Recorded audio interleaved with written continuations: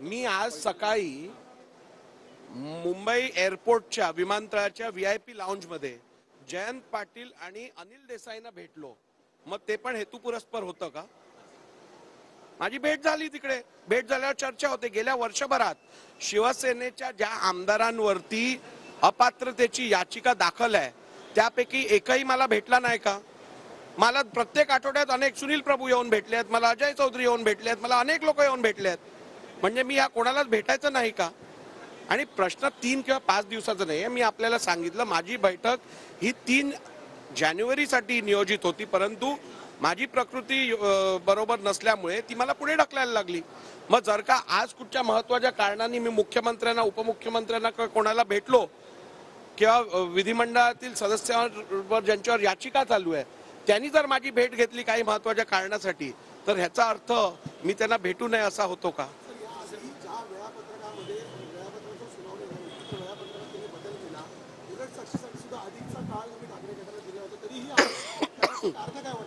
मी आपल्याला सांगितलं की आरोप जेव्हा बिनबुडाचे आरोप होतात त्यावेळेला ते केवळ जो व्यक्ती निर्णय घेत असतो त्या व्यक्तीच्या निर्णय प्रक्रियेवरती प्रभाव टाकण्यासाठी, दबाव टाकण्यासाठी असे आरोप केले जातात.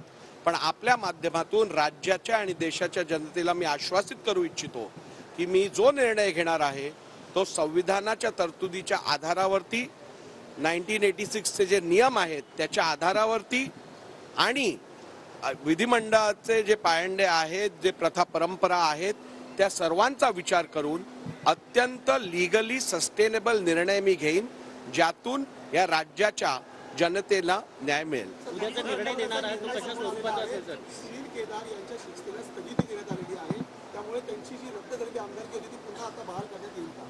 नाही, या संदर्भातली माझ्याकडे अजून काही एक माहिती आली नाहीये. ती माहिती प्राप्त झाल्यानंतर त्याचा संपूर्ण अभ्यास करून मी निर्णय घेईन.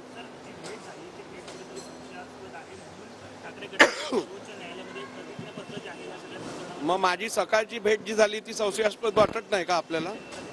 ते तुमच्या विरोधात पुन्हा कोर्टात गेलेले. कोर्टात जायचा अधिकार प्रत्येकाला आहे, पण मला तरी आजपर्यंत असं झालं नव्हतं कोर्टात गेले आणि दुसऱ्या तासाला सर्व्हिस झाली.